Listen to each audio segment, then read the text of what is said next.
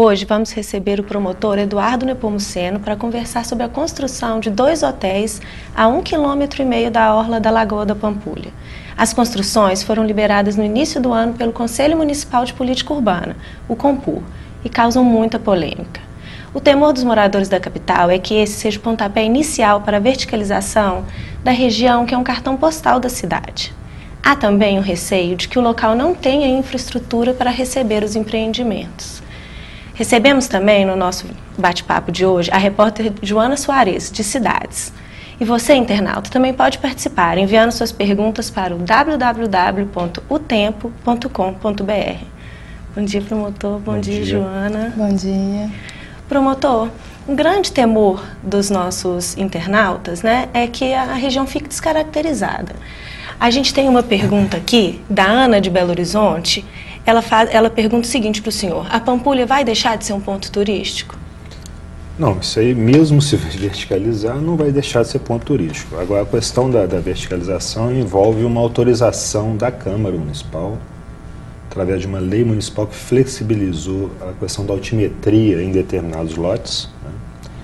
E essa lei especificamente já foi objeto de uma análise de uma procuradoria que existe no Ministério Estadual, chamada de controle de constitucionalidade, né? E ela já emitiu um parecer que inclusive nós incorporamos ao inquérito, entendendo que é inconstitucional essa flexibilização. Então, em tese, o Poder Legislativo não poderia ter mudado as regras de altimetria da forma como foi alterado. Foi uma alteração casuística, né?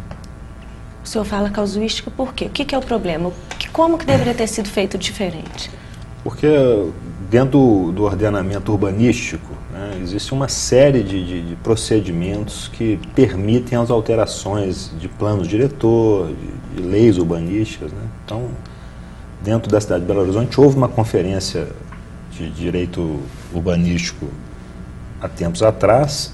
Essa conferência, ela subsidiou a criação, a reforma do plano diretor, né? E após isso, após a reforma, é que surgiu essa nova lei flexibilizando parâmetros urbanísticos na Pampulha. Então, essa nova lei, vamos dizer assim, ela não atendeu aos anseios daquela conferência urbanística, que é vamos dizer assim, uma premissa legal e básica para a alteração do plano diretor. Esse é o primeiro ponto. E essa flexibilização, ela vai ser anulada, então? Na hipótese da Promotoria do Patrimônio Público propor qualquer tipo de ação, ela vai enfrentar essa discussão, que o direito brasileiro permite que eu alegue a inconstitucionalidade nas ações de forma incidental. Eu posso fazer isso sem necessidade de uma ação direta ao Supremo, né? Independentemente disso, essa própria Procuradoria de Controle de Constitucionalidade, ela tem atribuição para propor também ações de inconstitucionalidade junto ao Tribunal de Justiça. Se ela entender que for o caso, que seja o caso, né? Certamente ela o fará.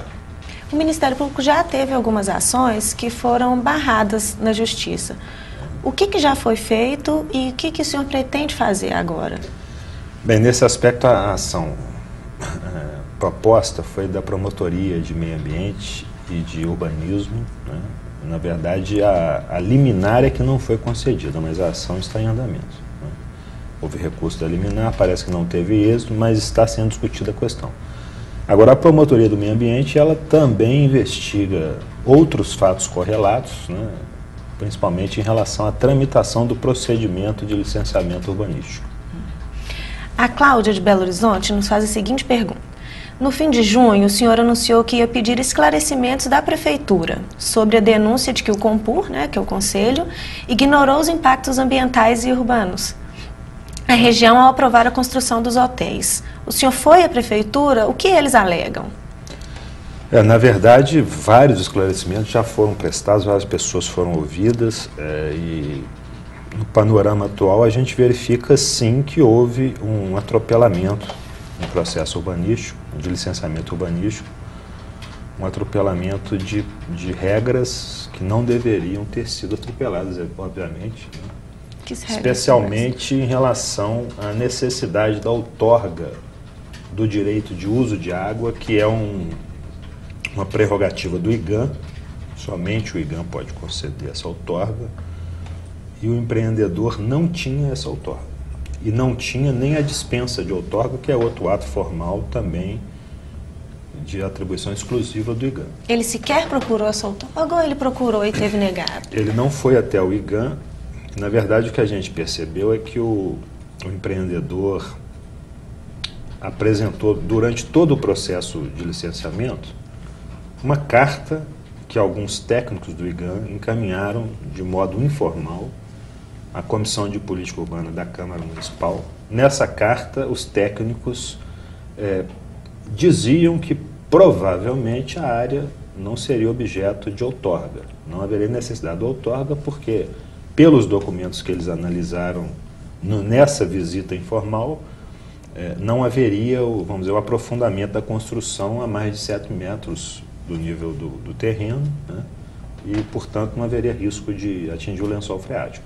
Mas foi uma carta, vamos dizer assim, sem nenhum caráter científico e sem validade jurídica, porque para obter essa certidão de dispensa é preciso que o empreendedor ingresse formalmente ao IGAM, inclusive pague taxas, né? O IGAM faça o laudo no terreno e depois o IGAM publique na imprensa que aquele terreno, aquele empreendimento vai ser dispensado do direito de outorga ou vai conseguir outorga. Então existe toda uma formalidade administrativa que nesse caso não foi observada, né? E acabou favorecendo o empreendedor. Ainda dá tempo de conseguir essa outorga? Ainda existe um prazo que isso já teria sido feito? Ou ainda pode ser feito? Ela é indispensável. Mas ela pode ser feita a qualquer momento para regularizar? Mas o procedimento, da forma como ele tramitou, ele tramitou atropelando, vamos dizer, desculpe até o verbo, essa regra, essa exigência, então ele vai ter que ser refeito, né?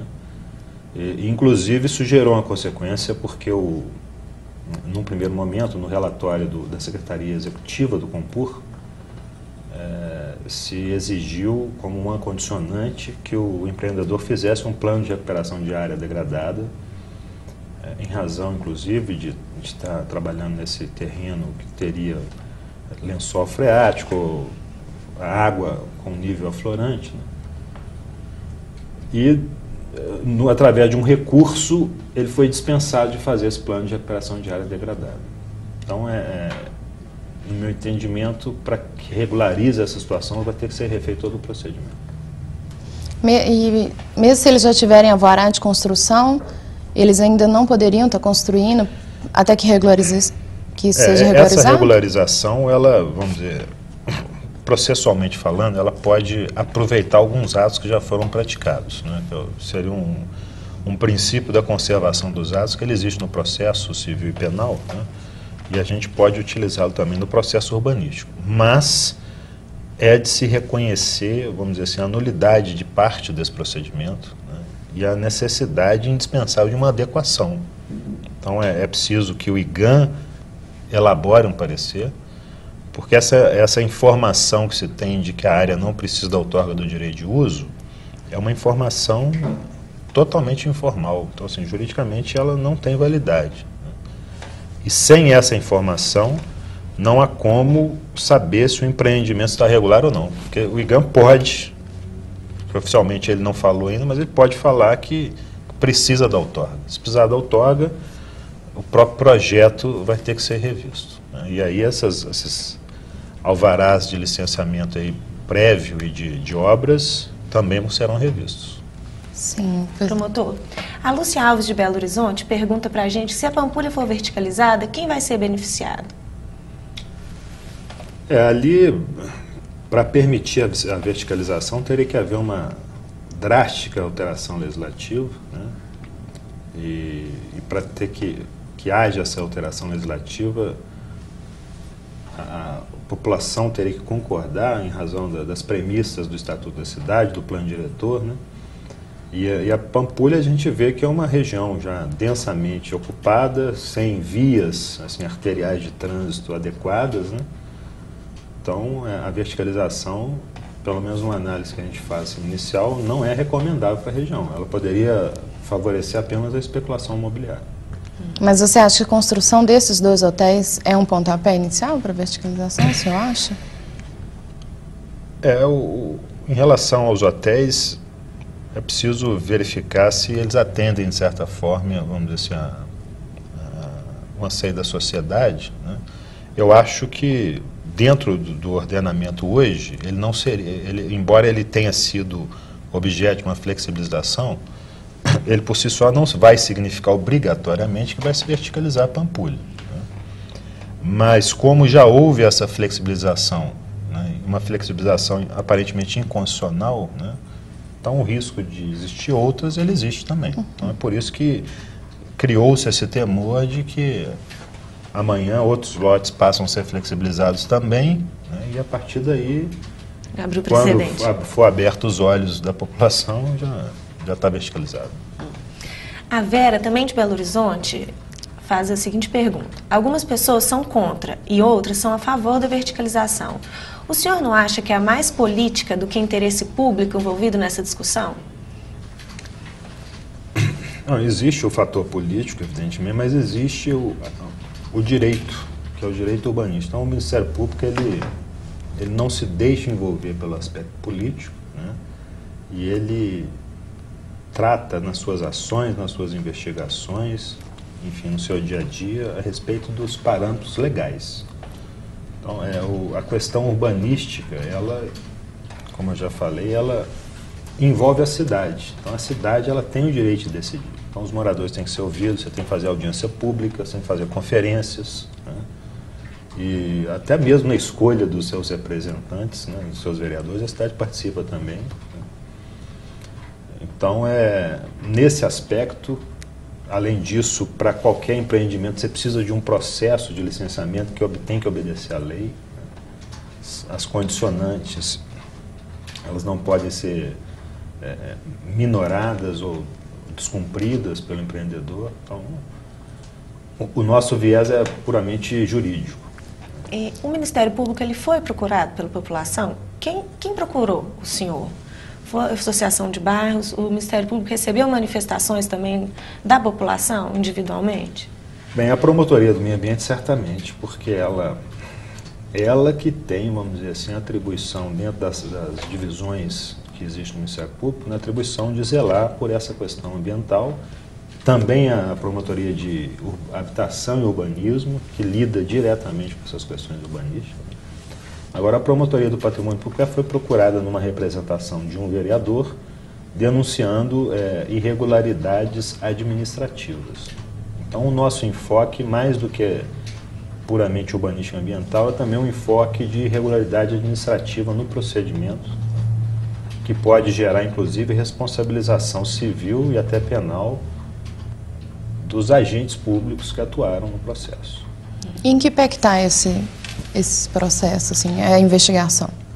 Bem, ela já, como eu já disse aqui, a questão do IGAN, ela já apurou, né? Então, de fato, houve uma irregularidade. A gente tem que saber se essa irregularidade foi causada por um fator político, se foi causada por uma negligência qualquer, ou se foi feita justamente para favorecer o empreendedor, para que ele pudesse cumprir os prazos, que são curtos, porque o empreendimento dele é voltado para atender a um evento que vai acontecer agora em 2014.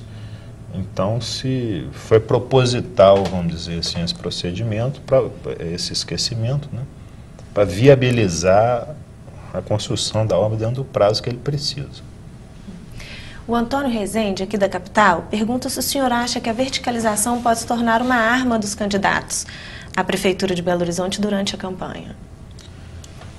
Faz parte do processo eleitoral e, assim, em relação à verticalização, existem cidadãos que são a favor, outros são contra. Então, assim, dentro da democracia, nós sempre conviver com as divergências, com a diferença de opinião, né? Então, certamente é um mote de campanha interessante, né? Agora, o Ministério Público, ele não se move, mais uma vez é importante falar isso, ele não se move por essas questões políticas ou pessoais, ele representa, vamos dizer assim, o Estado, é um órgão do Estado que protege a legislação, protege o meio ambiente, protege o urbanismo e protege a própria administração pública, né, evitando que sejam praticados atos ilícitos de qualquer natureza. A Maria Cláudia fala que o senhor pretendia pedir, pergunta se o senhor poderia pedir a cassação dos membros do Compur, caso seja comprovada que houve a corrupção, como foi denunciado já. O que foi feito sobre isso e se o senhor pode mesmo seguir com isso adiante? Até o momento não tem nenhum elemento de prova que se possa afirmar a respeito da existência de corrupção no sentido de pagamento de propina. Né? Para aprovar os hotéis, né? Esse elemento de prova ele é inexistente até o momento, então não poderia, vamos dizer, especular a tal respeito. Né? O que eu posso dizer é que, dependendo da gravidade do descumprimento do procedimento urbanístico, né? Evidentemente que isso pode gerar responsabilidade, sim, para os conselheiros, né? Especialmente para aqueles que protagonizaram lá a aprovação do projeto, né, na forma como foi aprovado. A suspeita é de que teria sido pago propina para os membros do Conselho para que eles liberassem essas construções. O senhor ouviu algum desses membros? Ouviu a Prefeitura, né, que é, digamos assim, a responsável pelo Conselho? Então, vários membros do Conselho foram ouvidos, muitos, inclusive, foram noticiados. Eles colocaram à disposição do Ministério Público o acesso a sigilo fiscal e bancário, né, que é um elemento de convicção também importante para nós. Mas a irregularidade ela não se resume à existência ou não da propina. Muitas vezes ela pode ter existido devido, por exemplo, ao fator político, a uma pressão externa qualquer, né, que tenha favorecido, em tese, esse atropelamento das regras do procedimento para viabilizar a aprovação do empreendimento em curto prazo, né, e com isso permitir que as obras, né, fossem iniciadas o mais rápido possível. Aproveitando esse gancho aí, promotor, a Renata, aqui da capital, pergunta se o senhor pode recorrer a alguma instância superior, acredito que ela se refere a algum tribunal superior, né, para tratar disso, se a justiça não atender ao pedido do Ministério Público. Aí o senhor falou que a liminar já foi negada, mas que o processo ainda tramita. O senhor pode usar desse artifício, recorrer? Sem dúvida. Em relação à Promotoria do Meio Ambiente e da Habitação Urbanística, que propuseram uma primeira ação, tiveram negada a liminar, já recorreram, né? Mas essa ação ela ainda tramita em primeiro grau. Caso ela não seja julgada procedente, poderá haver recurso também para a instância superior, né? E a Promotoria do Patrimônio Público, por sua vez, ela ainda não propôs nenhuma ação, está investigando o fato, né? E no caso de proposituras, obviamente, se a nossa pretensão for negada, né, será indispensável o recurso, sim, para as instâncias superiores. E existe algum prazo para essa finalização desse processo na Justiça, que já está em andamento, e algum prazo para a finalização dessa investigação do patrimônio público, da Promotoria do Patrimônio Público? Infelizmente não, porque existe uma complexidade nos dois casos, tanto na ação quanto na investigação, né, e fatores de prova que não dependem unicamente do Ministério Público. Então, a título de exemplo, a realização de um laudo pericial, né, ela é feita por um perito de outra esfera de atuação, então não envolve diretamente a atividade do promotor, ele tem que delegar a realização desse laudo a terceiro, né, e a parte que responde também à ação, ela tem seus prazos para cumprir, tem direito também ao contraditório, ampla defesa, né. Então isso tudo acaba estendendo o andamento dos processos. A gente não dá para falar nem numa previsão, assim, até o final do ano? Não. Bem, a investigação da promotoria, ela, relativa a esse empreendimento, ela é prioritária. Então, assim, nós temos feito o possível, assim, praticamente toda semana, o inquérito é movimentado, seja com juntada de documento, com oitiva de testemunhas, né? Então, a oitiva de testemunhas tem sido feita uma sequência lógica, né? E essa sequência, às vezes, a gente descobre, vamos dizer, ou enxerga, melhor dizendo, outros fatos, né? E isso nos obriga a apurar esse fato, que no início ele não tinha sido como previsto. esse caso do IGAN, né? Que a situação do IGAN, assim, na primeira análise que a gente fez, a gente não identificou, né? Foi com o aprofundamento da investigação que foi apurada, aí o IGAN já foi ouvido, já se manifestou oficialmente, confirmou que não foi acionado pelo empreendedor, né? Então agora, quer dizer, abriu um outro flanco na investigação que nós vamos ter que preencher também. O trâmite segue, né, da construção dos hotéis. O Ministério Público tem algum artifício legal para caso, por exemplo, a construção começar, para tentar barrar isso até que essa solução da justiça apareça? Assim, não é interessante para o próprio Ministério Público, até para evitar, vamos dizer, medidas ruins de uma parte ou de outra, ficar especulando a esse respeito, mas seria uma possibilidade, sim, extrema, inclusive, né, de suspender as obras, mas esse foco é mais na promotoria do meio ambiente e na habitação e urbanismo. No meu caso, o foco é responsabilizar aquele que tenha descumprido as regras ou que tenha se favorecido desse descumprimento. Então, meu foco é na responsabilidade civil e penal dos agentes públicos e do próprio empreendedor como um possível beneficiário. Caso essa propina seja comprovada, quem é responsabilizado? São as pessoas individualmente ou o presidente do conselho ou o prefeito? Eles podem ser responsabilizados de alguma maneira como responsáveis pelo... Bem, a responsabilidade civil e penal, nesse caso, ela é personalíssima. Eu não posso transferir para um terceiro. Então, tem que ser aquela pessoa que obteve a vantagem ou aquela que ofereceu a vantagem. Então, somente se eu conseguir demonstrar essa relação, né, é que eu posso imputar essa eventual prática a alguém. O João Rios de Belo Horizonte pergunta para a gente se depois da construção desses hotéis, se elas se concretizarem, né, quais as medidas são tomadas para que não vire uma construção desenfreada de novos hotéis na região? Não, de toda forma, eu acredito que a população ela tem que acompanhar mais de perto o trabalho da Câmara, né? Por isso que é importante na democracia a participação do cidadão para ter ciência de eventuais projetos nesse sentido, para acompanhar e é importante, inclusive, até se for o caso do Ministério Público atuar, que ele atue ainda durante o processo de discussão dos projetos de leis, que é mais fácil você intervir, né? Às vezes com recomendações, por exemplo, com atos até processuais focados, do que a gente ter que correr atrás depois que a lei foi aprovada, que realmente é muito mais difícil, né? Porque a lei ela concretiza, vamos dizer assim, a vontade do legislador, né? E assim, numa análise assim, inicial, houve um respaldo legal para aquele hotel ser construído, porque teve a lei que permitiu a flexibilização, né?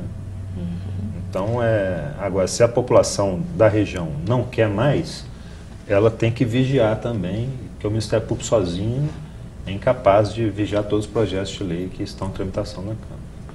A gente tem outros casos, assim, na sua atuação como promotor, de flexibilização, de verticalização que causou uma polêmica também?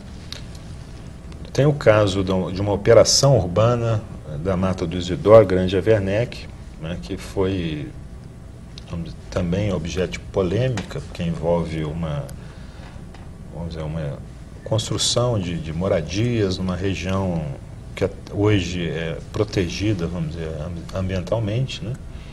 E foi aprovado na Câmara uma operação urbana para permitir que fossem construídas moradias no local, e enquanto isso o empreendedor fosse responsabilizado pela contrapartida urbana. Então ele vai ter que criar vias de acesso, equipamentos públicos, né, fornecer condições para que aquela região seja ocupada de forma ordenada, né.